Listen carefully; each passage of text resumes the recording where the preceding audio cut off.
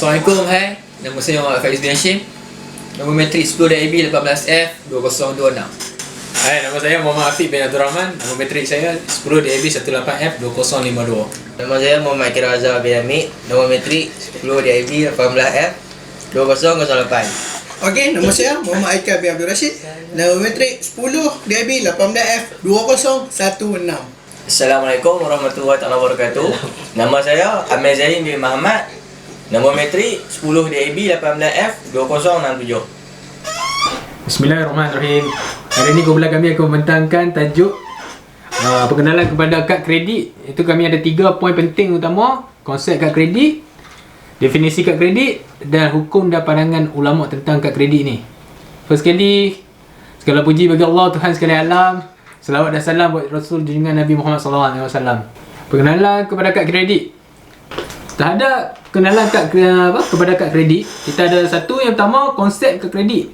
Konsep kad kredit ni kita ada ialah kredit ialah sejenis bayaran ansuran yang membolehkan anda untuk membeli barangan atau servis tanpa menggunakan wang tunai di berbagai jenis kedai di seluruh dunia. Apabila anda menggunakan kad kredit, anda pengeluar kad kredit, anda akan membayar bagi pihak dan hantarkan bil kepada dalam bentuk kenyataan bulanan. Contoh kredit yang biasa digunakan ialah Visa dan Mastercard. Okey, seterusnya kita ada definisi kepada kad kredit. Yang pertama, tarikh kad kredit itu sendiri. Sesuatu kad yang dikeluarkan oleh bank atau mana-mana pihak lain yang mana ia memberi kemudahan kepada pemegangnya untuk memperolehi barang-barang keperluan secara tangguh bayaran, iaitu hutang. Hutang pula dari sudut syarak menurut tarifan Al-Qadhi Ibn Arabi, iaitu urusan pemindahan pertukaran hak milik, iaitu sejarah jual beli atau seumpama dengannya. Manakala dari segi takrifan pula yang dikeluarkan oleh ketetapan Majlis Kesatuan Fiqh Islam Sedunia, iaitu Majma' Fiqh Islami, bagi kad kredit adalah satu bentuk penyerta sandaran penyerta keterangan yang diiktiraf diberi oleh pengeluar kepada mana-mana individu atau pihak yang iktiraf melalui kontrak di antara kedua-dua belah pihak, iaitu pihak yang menerima dan pihak yang mengeluarkan. Ia membolehkan pemegangnya membuat pembelian barangan atau khidmat dari semua pihak yang mengiktiraf penyerta sandaran, iaitu kad kredit itu sendiri, tanpa perlu membuat pembayaran tunai kerana ia menggunakan jaminan pembayaran dari pihak pengeluar. Seterusnya kita ada hukum dan pandangan ulama terhadap kad kredit itu sendiri. Tiada yang bercanggah dengan Islam dalam mengeluarkan kad kredit selagi seorang itu tidak melambatkan pembayaran bil dan membayar semua jumlah pada masanya. Sudah jelas haram untuk membayar riba, tetapi seorang dibenarkan untuk mengeluarkan kad kredit untuk mengecas jumlah yang seseorang boleh membayar apabila bil tiba. Penentang kad kredit meletakkan pandangan mereka atas sebab ia kontrak berasaskan riba, maka kontrak itu haram atas sebab melibatkan riba. Tiada kerogan yang mengeluarkan kad kredit berasaskan riba seperti itu tidak dibenarkan kepada mana-mana institusi Islam ataupun Muslim itu sendiri. Atas sebab itu, bank Islam mengeluarkan kad kredit yang tidak berasaskan riba. Pada dasarnya, bank Islam memegang dari akaun anda sejumlah wang sebagai jaminan untuk pembayaran pada hujung tempoh grace period, iaitu tempoh penangguhan pembayaran hutang itu sendiri daripada kad itu. Dan setiap bulan jika akaun semasa anda membenarkannya, charge kad kredit akan ditolak daripada akaun semasa itu sendiri. Seterusnya, bank Islam tidak banyak membuat keuntungan daripada kad kredit itu sendiri, dan mereka menyediakan sebagai satu khidmat kepada pelanggan kesayangan mereka. Bagaimanapun mereka mendapat keuntungan daripada deposit mudharabah itu sendiri yang dipegang sebagai jaminan. Sekarang saya akan menerangkan tentang jenis-jenis kad kredit yang dikeluarkan oleh bank. Untuk kumpulan kami telah memilih Maybank, iaitu terdapat beberapa jenis kad kredit yang ditawarkan oleh institusi kewangan perbankan, iaitu Maybank. Maybank menawarkan beberapa jenis kad, antaranya ialah nombor 1, Maybank Tukar. Maybank Tukar ini menawarkan kadar faedah sebanyak 8.88% setahun. Gaji minimum yang diperlukan untuk mendapatkan kad kredit ini ialah sebanyak RM2,500 sebulan. Okey, ciri seterusnya ialah pelanggan akan mendapat 5% rebat tunai ke atas pembelanjaan restoran pada hujung minggu. Selain itu, pelanggan juga akan mendapat sebanyak 5 kali mata ganjaran daripada semua pembelanjaan. Ciri tambahan bagi pelanggan kad kredit ini ialah akan mendapat iaitu memiliki perlindungan insurans kemalangan perjalanan sehingga RM1,000 dan perlindungan insurans kesulitan perjalanan termasuk selepas sambungan penerbangan serta kelewatan dan kehilangan bagasi apabila tambang penuh penerbangan dicas ke kad kredit. Selain itu, pelanggan juga akan mendapat perlindungan insurans perbelanjaan runcit sehingga RM15,000 setiap barang dan sehingga RM100,000 setiap kad bagi setiap tahun kalender. Akhir sekali, pinjaman pemulangan atau pertukaran dalam tempoh 90 hari untuk perbelanjaan dengan nilai maksimum RM1,500 setiap barang hingga RM6,000 setiap kad setiap tahun kalender. Okey, yang kedua ialah Maybank Card Platinum Mastercard. Maybank Card Platinum Mastercard ini menawarkan kadar faedah sebanyak 15% setahun. Gaji minimum yang diperlukan untuk mendapatkan kad kredit ini ialah sebanyak RM5,000 sebulan. Ciri seterusnya ialah pelanggan akan mendapat mata ganjaran daripada perbelanjaan barangan runcit. Ciri tambahan bagi pelanggan kad kredit ini ialah keistimewaan dan diskaun ke atas hiburan dan kunjungan ke restoran. Selain itu, pelanggan akan memiliki perlindungan insurans kemalangan perjalanan sehingga RM500,000 apabila tambang penuh penerbangan dicas ke kad kredit. Kemudian, pemindahan baki sebanyak 0% setahun sepanjang tempoh 12 bulan. Yuran pendahuluan sebanyak 3% daripada baki yang dipindah. Akhir sekali, pelan pembayaran ansuran dengan 0% faedah di semua kedai yang mengambil bahagian. Okey, bagi contoh yang terakhir iaitu Maybank Card Visa Infinite. Maybank Card Visa Infinite ini menawarkan kadar faedah sebanyak 15% setahun. Gaji minimum yang diperlukan untuk mendapatkan kad kredit ini ialah sebanyak RM8,334 sebulan. Selain itu, pelanggan akan mendapat 5 kali mata ganjaran dengan runcit dan bagi membeli belah. Kemudian, pelanggan layak menerima percuma 10,000 mata ganjaran semasa pengaktifan kad. Pelanggan bakal mendapat keistimewaan ke atas pelancongan, golf, spa, makanan dan hiburan. Ciri tambahan bagi pelanggan kad kredit ini ialah akan memiliki perlindungan insurans kemalangan perjalanan sehingga RM2,000 dan perlindungan insurans kesulitan perjalanan termasuk selepas sambungan penerbangan serta kelewatan dan kehilangan bagasi apabila tambang penuh penerbangan dicas ke kad kredit. Kemudian, pemindahan baki sebanyak 0% setahun sepanjang tempoh 12 bulan. Yuran pendahuluan sebanyak 3% daripada baki yang dipindah. Akhir sekali, pelan pembayaran ansuran dengan 0% faedah di semua kedai yang mengambil bahagian.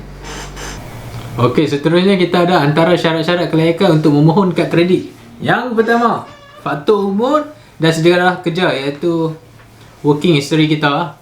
Umur dan sejarah kerja seseorang memainkan peranan dan menentukan sama ada permohonan kad kredit akan diterima ataupun ditolak oleh pihak bank. Bagi faktor pekerjaan pula, sekiranya seseorang itu baru memasuki alam pekerja, mereka mungkin mengalami kesukaran untuk mendapatkan kelulusan untuk memiliki kad kredit tersebut.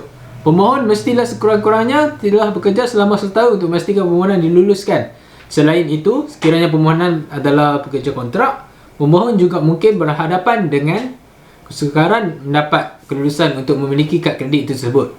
Ini kerana bank kurang gemar meluluskan permohonan kad kredit kepada individu yang bekerja secara kontrak kerana satu pekerjaan mereka lebih berisiko berbanding dengan pekerjaan yang bekerja secara tetap. Bagi faktor umur pula, sekiranya permohonan berumur 30 ke atas dan tidak pernah memiliki kad kredit, permohonan mungkin berhadapan sedikit kesukaran untuk mendapat kelulusan bagi kad kredit yang pertama. Okey, antara syarat-syarat kelayakan untuk memohon kad kredit yang kedua ialah komitmen kewangan. Jika pemohon mempunyai komitmen kewangan seperti pinjaman kereta, pinjaman perumahan ataupun pinjaman peribadi, pemohon boleh mendapat kelulusan kad kredit dengan lebih senang. Ini kerana bank boleh menilai corak pembayaran pemohon untuk memenuhi komitmen kewangan tersebut. Sebaliknya, jika pemohon tidak mempunyai sebarang komitmen kewangan, bank tidak boleh melihat corak pembayaran pemohon, maka pihak bank biasanya enggan meluluskan permohonan kad kredit dalam situasi begini. Okey, syarat-syarat kelayakan untuk memohon kad kredit. Yang ketiga adalah taraf pendapatan minimum. Kebiasaannya kad kredit yang menawarkan ganjaran yang lumayan sering meletakkan pendapatan minimum yang tinggi sebagai syarat kelayakan untuk kad tersebut. Secara amnya, kad kredit bertaraf emas memerlukan syarat kelayakan yang minimum. Maka pemohon boleh membuat permohonan untuk kad kredit bertaraf emas dahulu.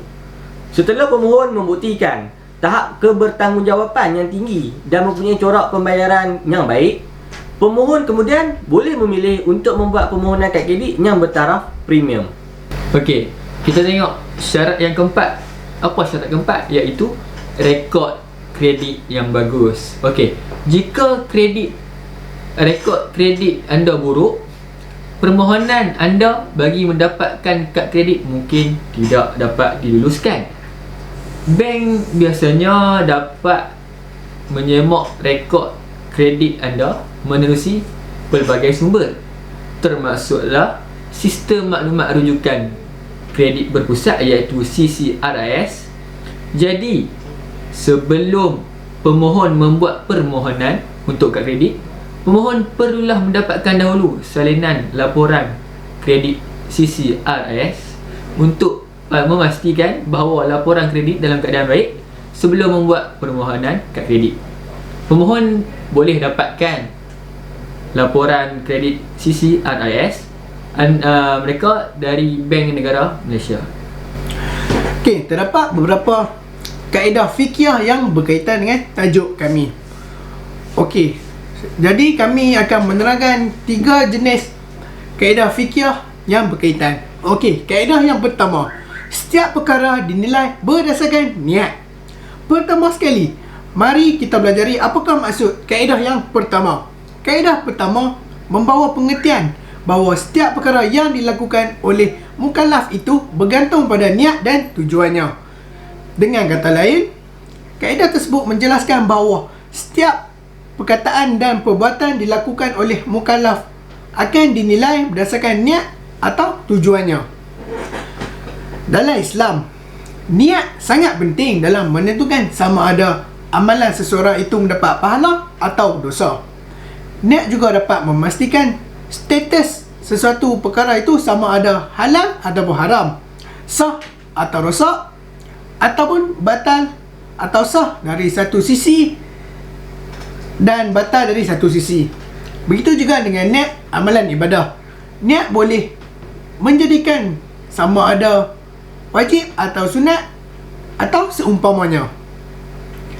Selain itu, sesuatu amalan yang berkaitan dengan syarak tidak dapat memberi apa-apa melainkan disertakan dengan niat. Iktifak ulama mengatakan sekiranya seseorang itu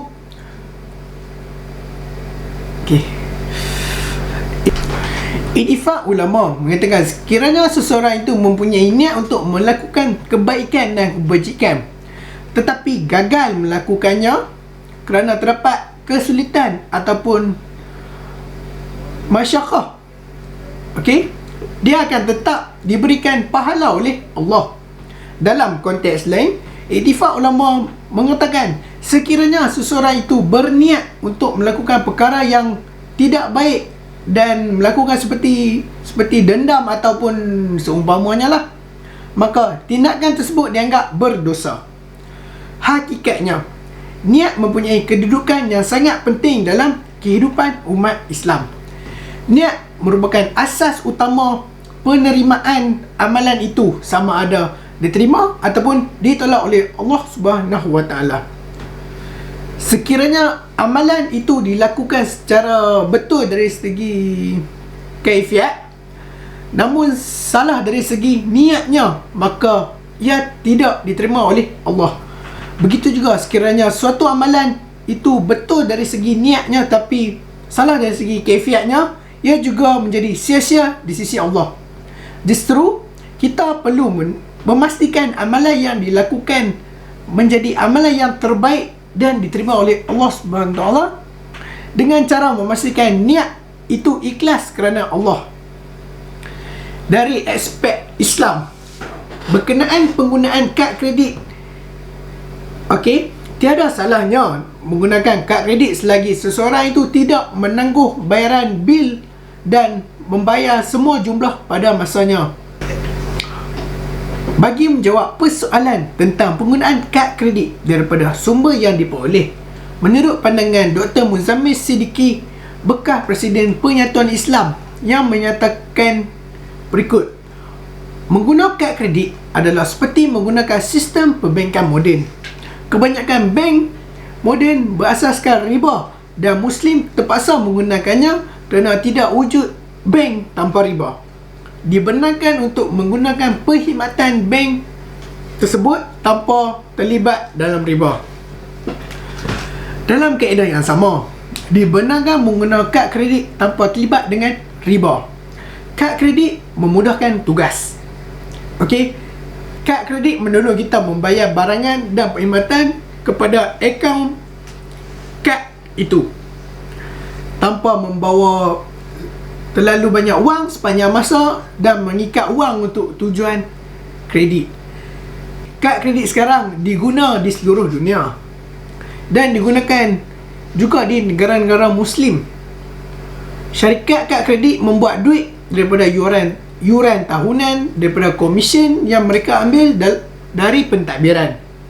Sesetengah syarikat mengeluarkan kad kredit mereka tanpa sebarang yuran tahunan kerana mereka mengharap boleh mengutip riba daripada pengguna yang menggunakan kad kredit itu, dan kemudian pengguna akan membayar riba atas baki yang belum dibayar. Namun seseorang tidak perlu membayar riba jika mereka membayar bil kad itu pada tepat pada masanya.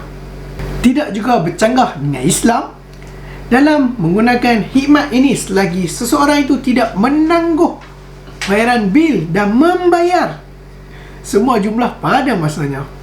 Jelas haram untuk membayar riba, namun tidak seseorang dibenarkan menggunakan kad kredit itu untuk mengecas jumlah seseorang boleh membayar apabila bil tiba nanti.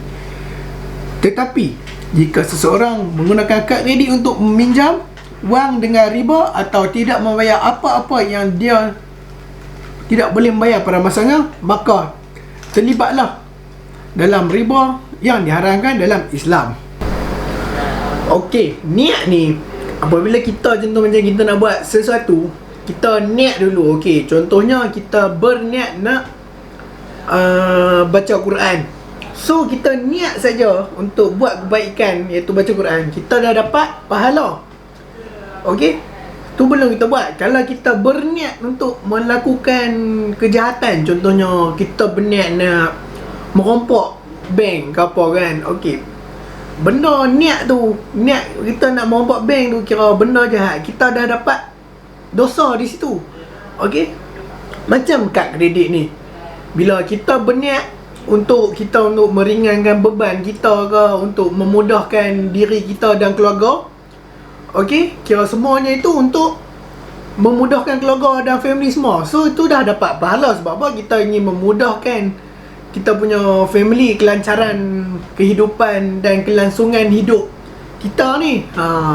Okey, iaitu kiranya benda yang paling penting dalam semua benda ni ialah niat kita. Asas atau dalil bagi kaedah asas satu, iaitu al-umuru bimaqasidiha. Sumber Al-Quran. Maksudnya pada mereka yang maksudnya pada hal mereka tidak diperintahkan melainkan supaya menyembah Allah dengan mengikhlaskan ibadat kepadanya, lagi tetap teguh di atas tauhid. Surah Al-Bayyinah. Surah Al-Bayyinah dah.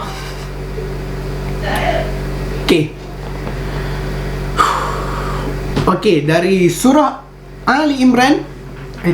Adik-adik.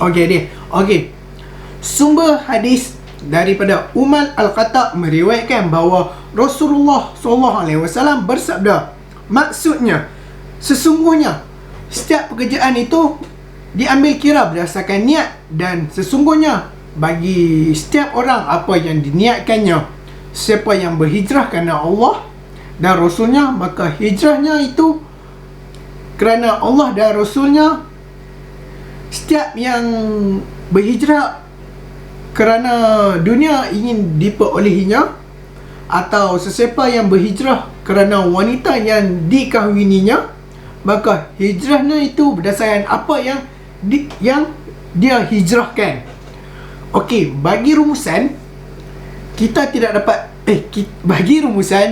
dapat simpulkan bahawa niat disyariatkan untuk membezakan status atau kedudukan antara satu ibadah dengan ibadah yang lain.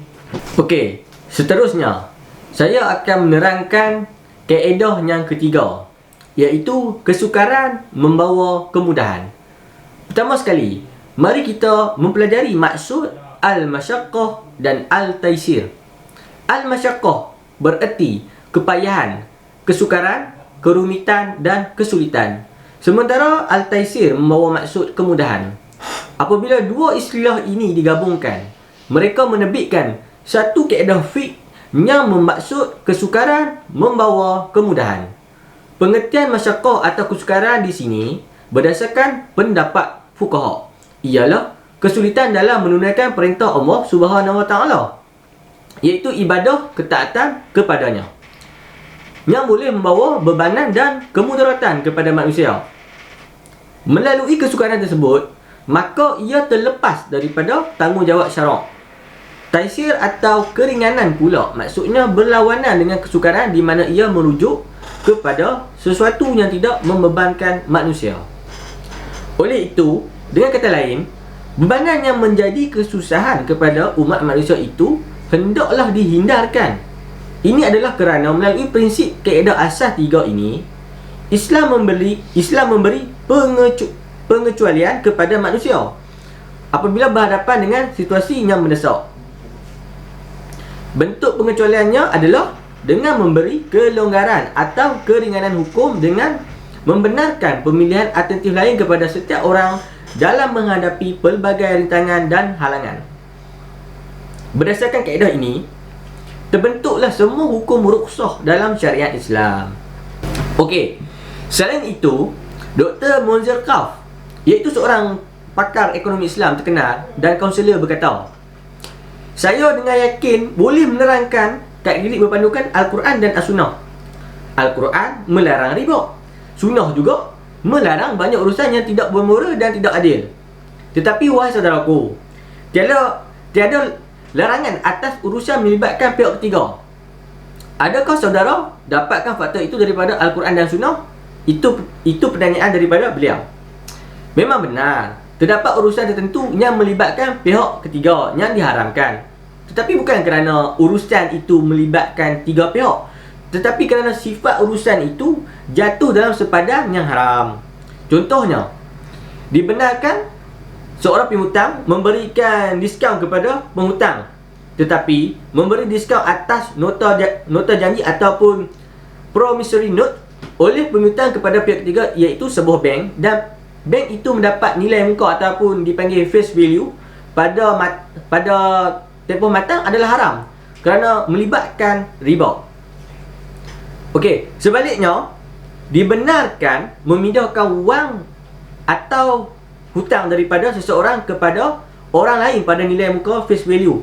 Jadi hal itu ialah dia menjadi sebagai jaminan yang diberikan oleh seorang kepada pihak ketiga untuk pembayaran semula hutang atau menjamin tanggungan pihak lain.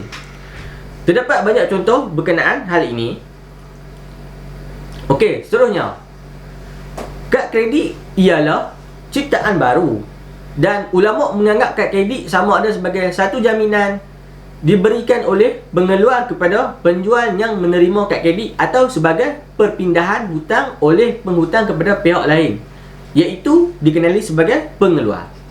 Maka kad kredit termasuk dalam urusan yang dibenarkan. Bagaimana terdapat dua masalah. Okey.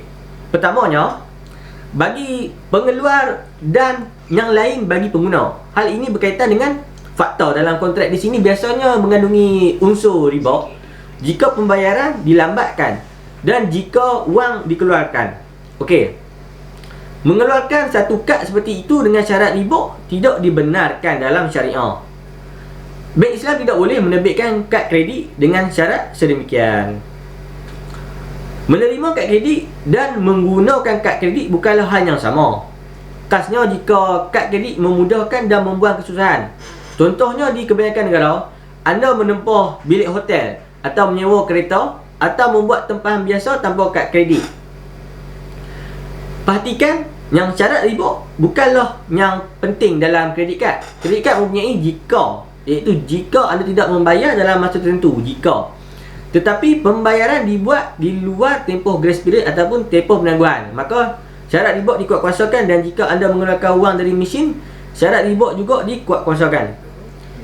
Kita sebenarnya mahu syarat riba tidak dimasukkan dalam kontrak, tetapi malangnya di kebanyakan negara tiada institusi Islam yang mengeluarkan kad berkenaan. Dan jika kad itu dikeluarkan oleh beberapa negara, kad itu tidak memuaskan kerana ia terhad dalam skop penggunaan. Dalam erti kata lain, anda tidak menandatangani kontrak pinjaman mengandungi riba, tapi anda menandatangani kontrak yang memberikan anda pilihan untuk menggunakan riba atau tidak. Maka jika kita tahu dengan yakin yang kita boleh menggunakan kad kredit tanpa pelibatan sebarang riba, ini menjadikan keluasan riba tidak diguna pakai, maka dibenarkan menandatangani kontrak itu dan menggunakan kad kredit itu. Okey, seterusnya, apa yang boleh saya kaitkan kad kredit dengan kaedah kesukaran membawa kemudahan? Okey, pada masa kini kita tahu berlakunya wabak COVID-19 ataupun coronavirus.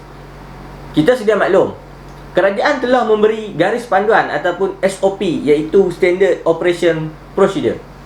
Kan? Di bank, ramai orang mengambil duit di mesin bank. Okey. Ataupun di ATM. Di situ boleh mengakibatkan kita dijangkiti oleh virus ini. Disebabkan kerajaan telah memberi SOP, apa salahnya jika kita menggunakan kad kredit sebagai langkah-langkah untuk kita mengelak daripada terkena jangkitan ini. Okey.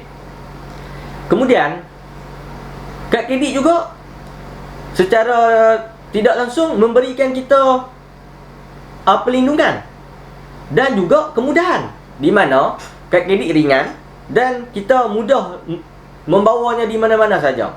Kita hanya letak di dalam poket dan kita mudah untuk membeli. Kita hanya berikan kad kredit dan kita membeli sepuas-puasnya. Okey. Saya rasa itu antara kelebihan-kelebihan untuk kad kredit lah. Okey. Seterusnya, dalil bagi kaedah asas 3, iaitu al-masyaqqah tajlib al-taisir. Okey, sumber Al-Quran. Firman Allah Subhanahu Wa Taala, maksudnya Allah mengkehendaki kamu beroleh kemudahan dan Dia tidak mengkehendaki kamu menanggung kesukaran. Surah Al-Baqarah ayat 185. Kemudian, bagi dalil Al-Quran yang kedua ialah firman Allah Subhanahu Wa Taala, maksudnya Allah tidak membebani seseorang kecuali sesuai dengan kemampuannya. Daripada surah Al-Baqarah ayat 286. Selain itu, sumber hadis sabda Nabi Rasulullah SAW, maksudnya, aku diutuskan untuk membawa syariat yang benar dan bertoleransi. Sabda Rasulullah SAW, maksudnya, agama itu mudah, tidak memberatkan. Okey, sekarang saya akan membuat rumusan. Sebagai rumusannya, kaedah asas 3 ini memainkan peranan dan implikasi yang penting dalam memutuskan sesuatu hukum dan fatwa di Malaysia. Antaranya ialah penentuan hukum bagi pelbagai kaedah, bagi pelbagai keadaan muamalat. Antara implikasi bagi kaedah ini ialah menjadi sandaran hukum kepada para mufti dan ulama serta membantu mufti dan ulama untuk mengenal pasti isu yang dipertikaikan. Okay. Dalam penggunaan kad kredit, penyokong yang berpendapat halal menggunakan kad kredit ini berasaskan riba meletakkan pandangan mereka berdasarkan di antara sebab berikut. Sebab pertama, memang benar mengeluarkan kad kredit berasaskan riba dalam Islam tidak dibenarkan. Tapi menerima kad kredit oleh Muslim dibenarkan kerana kad kredit memberikan satu pilihan kepada pengguna sama ada menggunakan asas riba atau membayar dalam tempoh grace period, iaitu tempoh penangguhan tanpa riba. Kontrak itu bukanlah kontrak pinjaman. Ia lebih kepada penerimaan awal hiwalah atau ia merupakan kafalah. Oleh pengeluar kad kredit akan dikenakan cas dengan jumlah oleh pengguna. Kontrak itu bukanlah kontrak pinjaman. Ia lebih kepada penerimaan awal hiwalah atau ia merupakan kafalah oleh pengeluar kad kredit akan jumlah yang dicas oleh pengguna. Okey, sebab yang kedua, kebenaran menandatangani kontrak kad kredit dan menggunakannya tertakluk kepada dua perkara. Yang pertama, iaitu pengguna yang setia yang mampu membayar dalam tempoh grace period, iaitu tempoh penangguhan. Yang kedua, penggunaan tidak mengeluarkan wang kerana pengeluaran wang dikenakan riba dari hari pengeluaran dan tidak mempunyai tempoh grace period, iaitu tempoh penangguhan. Okey, dalam kata lain, kebenaran itu ialah bersyarat selagi tidak melibatkan klausul riba dalam perjanjian kad kredit atau menggunakan kad kredit dengan sewenang-wenangnya. Okey, sesungguhnya kita nak kaitkan dengan keadaan semasa lah kan. Mengikut keadaan semasa ni, seluruh dunia kini telah dilanda satu wabak, iaitu wabak yang akan menyebabkan kematian. Wabak apa? Iaitu COVID-19 kan sekarang ni. Okay, salah satu cadangan yang dibuat oleh Kementerian Kesihatan Malaysia iaitu KKM ialah tidak bersentuhan antara satu sama lain. Oleh itu, pembelian secara tunai lah tidak digalakkan kerana bersentuhan tangan dengan wang tersebut dalam pindahan hak bilik. Okey, dengan itu kita mestilah mengelak daripada melakukan pembayaran secara tunai dengan kemudahan-kemudahan yang ada pada masa kini, zaman-zaman moden ni. Okay, yang ada dalam aktiviti perbankan seperti kad kredit kan, perbankan internet. Okey, justru kita wajarlah menggunakan kaedah tersebut supaya penyakit tersebut tidak terkena kepada kita, kerana penyakit itu akan membawa kepada kematian, itu kemudaratan. Okey, dan dan sistem perbankan moden ni iaitu kad kredit dan juga perbankan internet kita perlulah mempraktikkan dalam kehidupan pada masa kini kerana ianya tidak bersentuhan. Okey, seterusnya pada zaman kini ya, kes jenayah semakin meningkat. Kalau kita boleh tengok kan dalam berita apa semua, di antaranya adalah rompakan lah kan. Untuk saya kaitkan dengan kaedah yang keempat ni, iaitu kemudaratan harus dihapuskan. Okey, kalau lah contoh saya bagi satu keadaan atau situasi, kita nak pergi beli emas kan, kita pergi beli emas tu mesti emas harga mahal lah kan, kita tahu. Okey, untuk kita pergi beli tu takkan kita nak bawa tunai tu. Bila kita bawa tunai tu, dia akan membahayakan, orang kata risiko dia akan tinggi je untuk kita kan. Apa, kebarangkalian rompakan tu akan berlaku lah terhadap kita. Jadi kan, dengan inisiatif kad kredit yang ditawarkan oleh perbankan ni kan, okey, kita boleh mengurangi risiko lah daripada rompakan. Sebab apa? Kita hanya bawa kad saja kan. Sebab dalam kad tu bila nak bayar tu, kita ada pin nombor kita kan. Yang tu hanya kita saja yang tahu. So keselamatan tu akan terjamin lah kan untuk kita kan. Jadi kita tak payah nak risau bawa duit banyak-banyak. Bila kita sampai je nak bayar je, just guna kad saja. So itulah kan. So itu adalah satu kemudaratan lah kan. So kemudaratan haruslah dihapuskan. Okay. Terdapat dalil lah dalam kaedah asas yang keempat, iaitu al-dararu yazulu. Ada dua sumber, iaitu sumber Al-Quran dan hadis.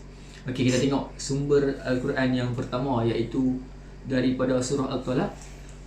Maksudnya, dan janganlah kamu adakan sesuatu yang menyakiti mereka, iaitu di tempat itu, dengan tujuan hendak menyusahkan kedudukan mereka supaya mereka keluar meninggalkan tempat itu. Okey. Sumber yang kedua dalam Al-Quran adalah surah Al-Baqarah. Maksudnya Allah tidak suka kepada orang yang melakukan kerosakan ataupun kemudaratan. Okey. Dan sumber daripada hadis pula, maksudnya tidak membahayakan diri sendiri dan tidak membahayakan orang lain. Okey. Saya nak simpulkan ataupun sebagai rumusan lah. Dan kaedah ini melihat kemudahan tidak hanya terbatas oleh kerana faktor darurat saja. Kemudahan itu juga diberikan ke atas faktor ada hajat, sebagaimana keringanan itu diharuskan dalam situasi darurat. Okay. Kaedah kemudaratan mesti dihilangkan ataupun dihapuskan. Merupakan kaedah asas yang keempat yang digunakan oleh para ulama, mujtahid, hakim dan serta mufti dalam perundangan Islam.